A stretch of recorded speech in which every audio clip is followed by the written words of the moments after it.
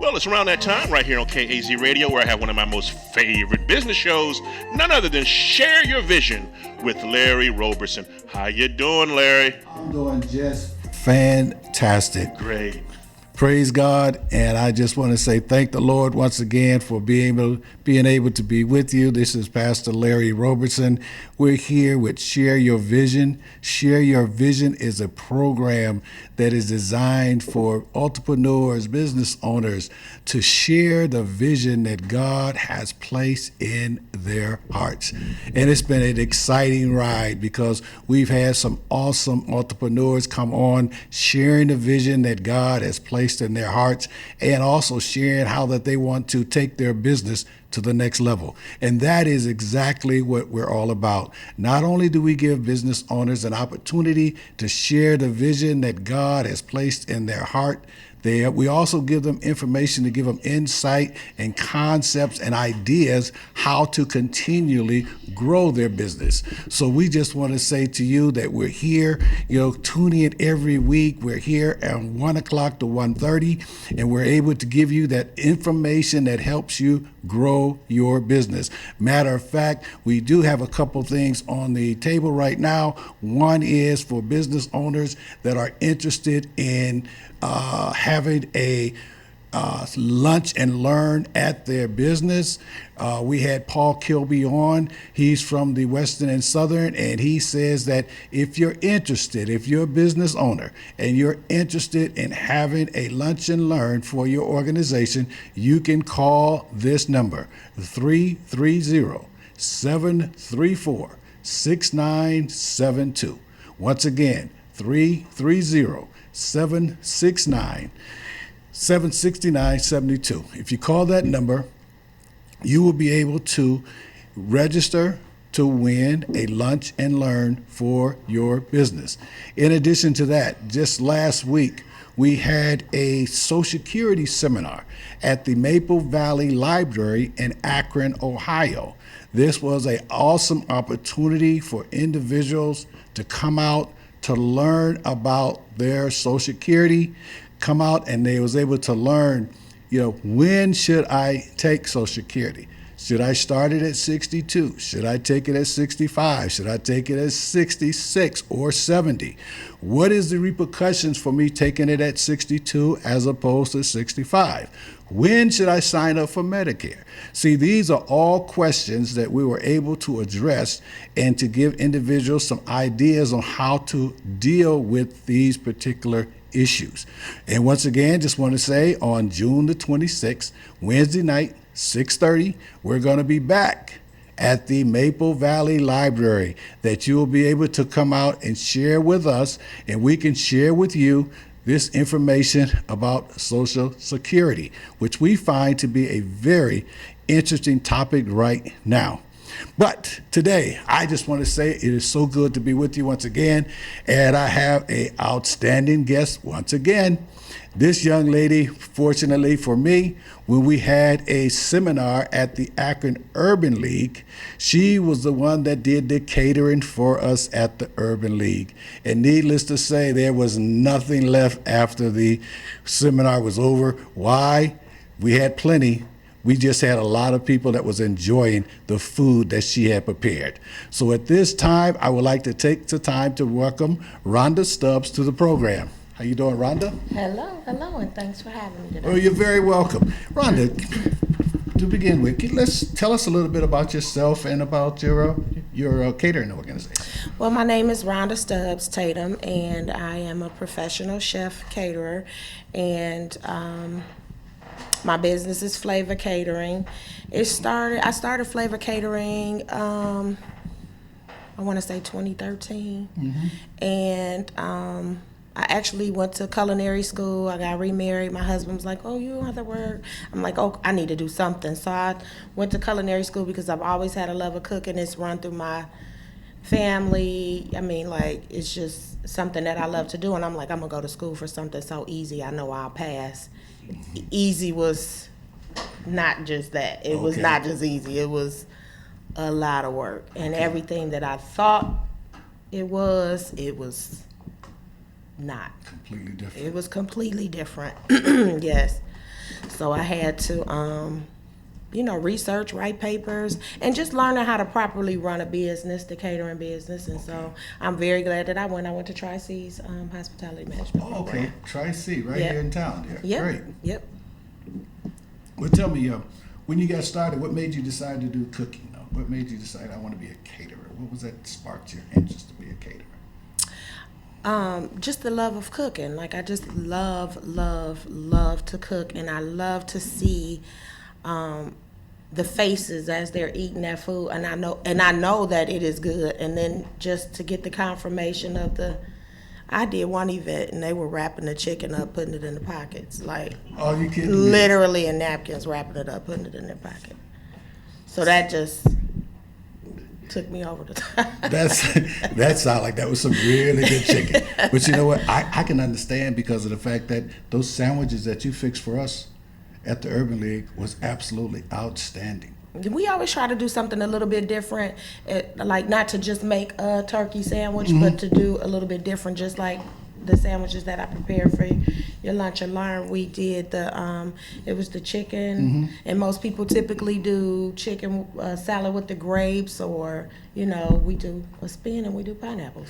Matter of fact, those little cups that you made, that was the fruit first. cup? Yes, the fruit cups.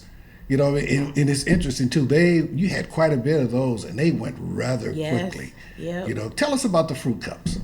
Well, we shop locally and buy our fruit from all the farmers markets. So I typically go to a farmers market. It's in my little hometown, Maple Heights, and we go there and buy all the fresh fruit. I like to, support our local businesses with everything that we use as far as our foods. Well, before we go any further, what I always like to do is take a moment for you to give our audience an opportunity to be able to contact you. So why don't you give your contact information now? And we're going to do it at the end of this program as well. Okay. So once again, the name of my company is Flavor Catering. Our phone number is 216-694-8383. Or we can you can email us at flavorcateringcleveland.com. flavorcateringcleveland@gmail.com. I'm sorry. Now, what are some of the specialties? Now, do every catering seem like everyone has their little specialties, and do you have a particular specialty for you? Well, my specialty is just to cook. Okay. Because I love it. All right. If I had to choose one, I would say barbecue. All right. And I choose barbecue because my grandfather, Calvin Salisbury, and his brother, Ernie Salisbury, had a restaurant in Cleveland. It was called Salisbury Palace, it was called. I was only 2 years old when it was around, but nonetheless, they made the absolute best, hands down, barbecue sauce ever. And I just remember, growing up, my grandfather, his siblings just cooking. My aunt made the best rolls. My grandfather made the best sauce and barbecue. My uncle made the best barbecue. And I mean, it just, from there. And like every recipe that I use comes from my mother having their recipes. Okay. My Aunt Mary made the best coleslaw, so we used her coleslaw. My Aunt Joyce had the best rolls, so we used her rolls. My grandfather's barbecue, and it just goes from there. So you have a family of recipes. A family of recipes and a family of cooks. Now, Have you thought about putting together a cookbook? I know a I lot. have. Oh yeah, well tell us about I that. have. So I'm thinking of putting together a cookbook, with all of our family recipes. My mother has all the recipes written down, but she has a page here and a page here, so it's just gonna take a little bit of time for me to put that together to make it look professional. What's to a cookbook. And what's the name? What are you gonna call the name of your cookbook? The Salisbury Legacy. All right. So Salisbury Legacy of Cooking or something to that effect. all right. All right. Yep. Now, you have any projected time on when you're gonna put your cookbook together, or is this something that you just have on the horizon? Something that I have on the horizon. That's good. Yeah. That's good. So, if I wanted to have you cater an event, how would I go about it? What would I need to do? What information do I need to gather first before I contact you? So first you would contact, first what you would do is determine what your budget would be. I know people don't typically like to talk about budgets because they think we kind of want to eat up all of their funds, but that's not the case. When you pick a budget or when you're determining what your budget is going to be for your event, there are a few things that you should take into consideration. What is this event? What is your expectation of your event? Where's the venue? What type of venue is it? And so I say those things are the most important because if you're having a wedding versus a gala or a birthday party, and let's just say you're having a birthday party or at a VFW hall versus Aloft on the lake, you want to have food that is going to correspond with what it is that your venue is doing. Like, I wouldn't say serve lobster, steak, and potato at certain venues versus chicken, spaghetti, and meatballs, your typical baby shower or little small event. You know what I mean? Mm-hmm. Because I know, I understand that because that's one of the things, some of the things that you went over with me. Yeah. When I was requesting your services, because I had no idea. Now one of the biggest questions is how do people plan for the number of people that they expect to have? If I'm expecting to have 30 or say 100, should I cater for 25, or is that something that you guys talk about, or how do you guys deal with that? So what I do is if someone calls me and says they're having an event for 100 guests, I always prepare more. Just because if somebody drops a plate or I typically do a 10% overage just to make sure that I'm covered, to make sure that everybody is served something, Okay. because sometimes people will tell you 100 and then it's unfortunate for the caterer because if you tell me 100 people and I prepare for 100 people, but then you allow 120 people to come and we don't have that food, it makes the caterer look bad, not you. Ooh. It makes the caterer look bad. So I always try to make sure that I make a little, even though it costs me a little more money to do that, but to have my name look bad out there because the client actually didn't go with our contract is a little, and it's bad for the client, but it makes me look bad to the guests, which are my potential new clients. So, what about the client? If you have to do something like that, are you able to come back to the client and say, Oh, yes. I provided for you 100 people, I had everything set up for 100 people, and I've had to go back into my extra. Is that a conversation you have with the client afterwards? And if so, how does it usually go?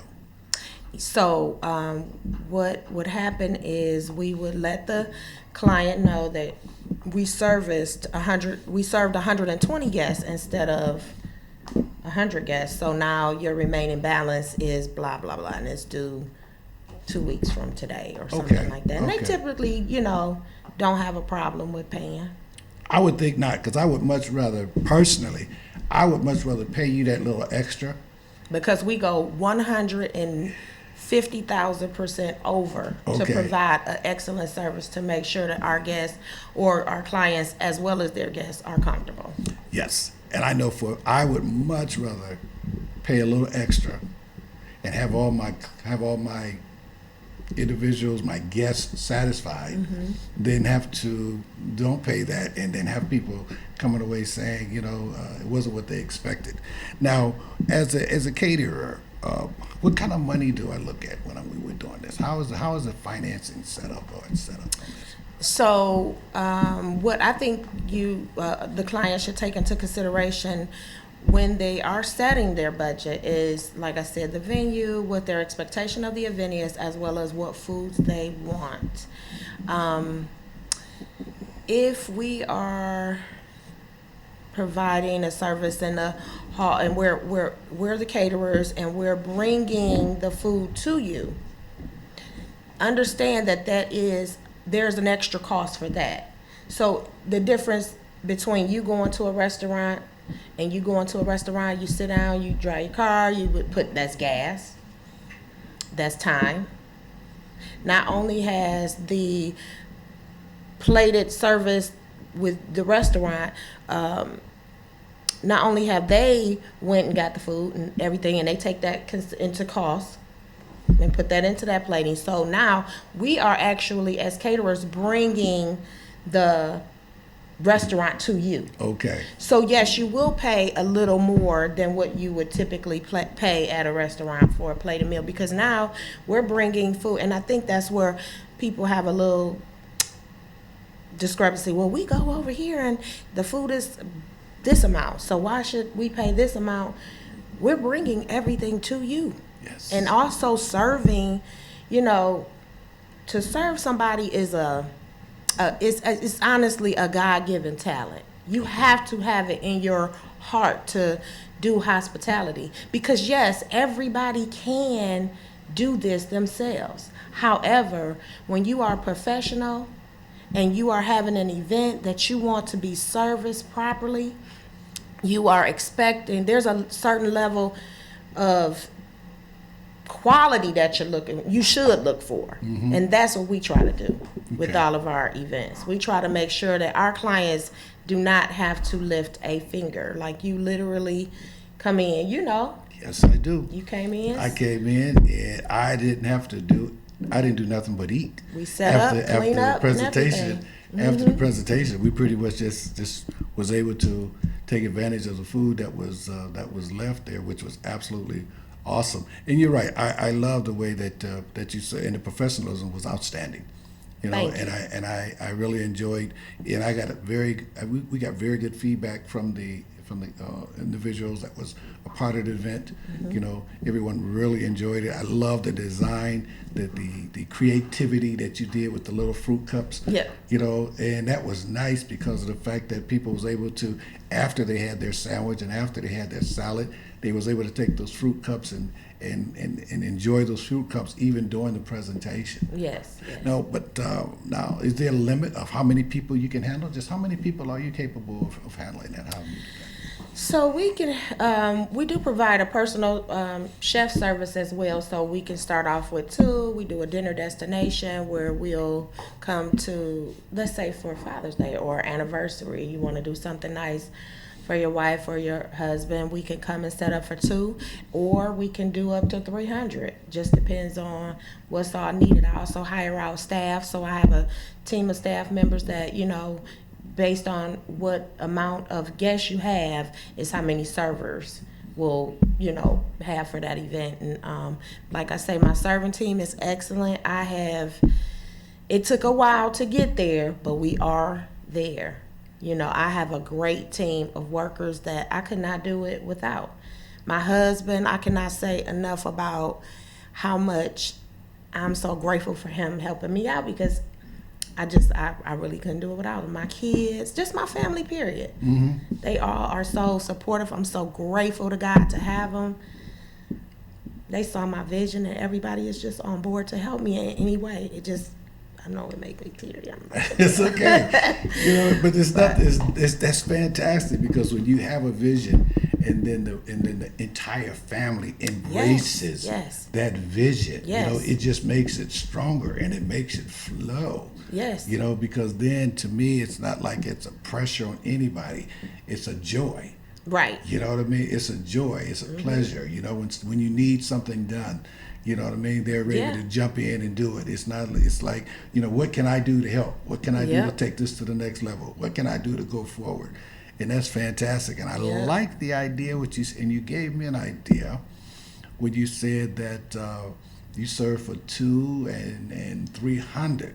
So if a gentleman or a lady wants to kind of think out of the box, so to speak, and they want to have an event, so you would actually come in and set up and prepare a meal for 2 people that they Yes. would be able to have a nice little cozy atmosphere, and for once she doesn't have to cook, he doesn't have to cook. Correct. You don't have to be bothered with a lot of other people. You got your own little nice little cozy evening with dinner.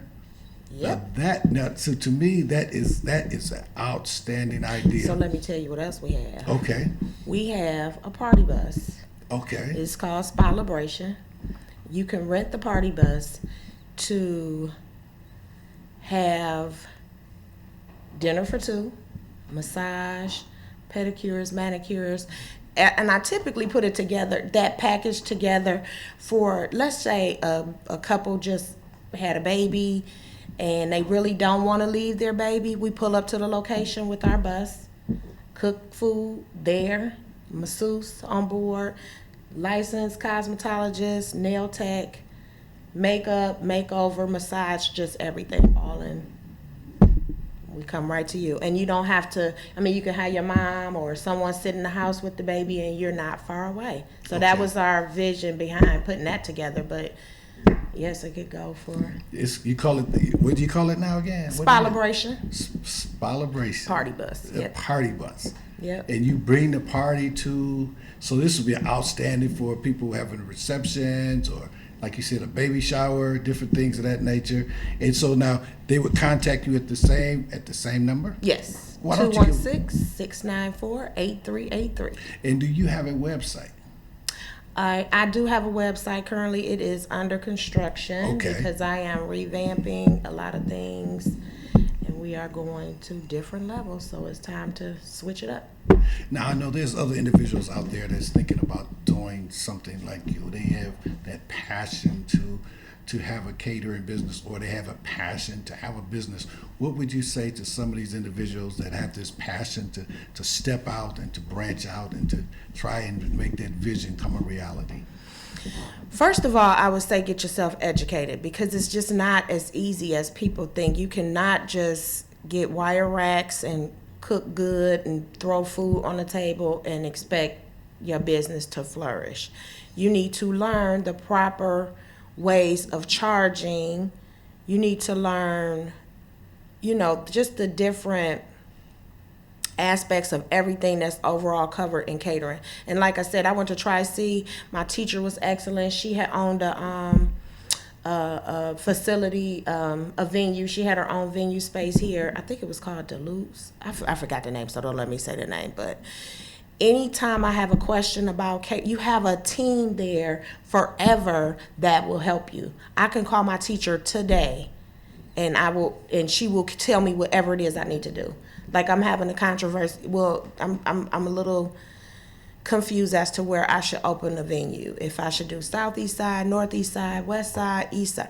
I'm just confused. And she's telling me, if I go over here, you need to do this. If I go over here, you need to do this. So what my biggest thing is get educated, know exactly who your clients, what clients you want to service, know your costing. That is very, very, very important to cost your items properly because it is a lot of work.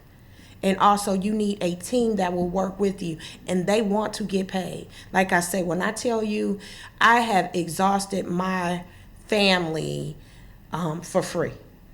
They have worked for me for free for so long, and now it's like, that's why it's time to revamp everything. Don't go through the revamp process. Please take it from me because people don't want to pay you who were using you in the beginning. So now you have to start all over building a clientele. So it's almost to where I had to stop, shut it down, and start over because my pricing was off. You need to know. We work so hard. The things you buy, like the setup. You saw the setup. Yes. Those things cost a lot of money. It's not cheap. And I could go to the dollar store and put some stuff together. And please don't get me wrong. I'm not knocking the dollar store DIYs or anything like that, because some of them are nice. However, if you're that professional, you're going to use that professional product. You're going to use professional equipment. You're going to make sure that everything you use is proper. So my suggestion to someone who is getting started is know what you are doing, because not only will you hurt yourself, you hurt the whole industry, because now people are looking to get chicken, or let's just say my meatball thing. I hate meatballs, right? Like, because people feel, I just don't think people will see the value in a meatball. So for me, as a caterer, professional, school trained, everything, I am not going to make just a meatball, because you don't see the value. You can go to Sam's Club and buy a bag for $15, throw ketchup, whatever you want to throw. Okay. We don't do that. We Okay. don't do that. We will make you feel, if I tell you I'm going to charge you this amount for a meatball, this is why, because you get this, you get that with it. Or even other caterers, they are hand making these meatballs. Now you're not just buying a bag of meatballs. Okay. You know what I mean? So yes. It's way more. Just know. Go to school. Go to school. To get the proper training is the key. The proper training would be the key in order to give you a solid foundation. Yes. Because what I hear you saying, that the key is the foundation. Yes. And unless you have that foundation solid, like the Word of God says, you know what I mean? You have to have a solid foundation. Yep. You know, and without a solid foundation, it's like building your house on sand. Yep. You know what I mean? When the trouble comes, or when the job don't come out like you want it to come out, or if somehow you miss a paycheck, or they don't pay you the way they're supposed to pay you, then all of a sudden, it crumbles, it sinks. Right. That's fantastic. And I will say, I think that is absolutely wonderful advice, because, we're constantly inquiring about individuals that are not only looking to get into catering, but looking to get into business, in different areas. Mm-hmm. And I think that this is the same philosophy that you're saying that applies to the catering. It applies to business industry wide. Yes. You must know, you must know your market. You must know your clientele. You know what I mean? You must understand, where you're trying to go, and you must have a plan in order to get there. Because that's one thing we talked about not long ago. Was the other week I talked about how that you must have a business plan, and after that business plan, you got to be ready to go. So we want to thank you all for today thank you so much for being with us. And thank you for having me. And once again, this is Share Your Vision, giving you an opportunity to come on, share your vision, what God has placed for you. Until next week, we see you. God bless you. God bless you.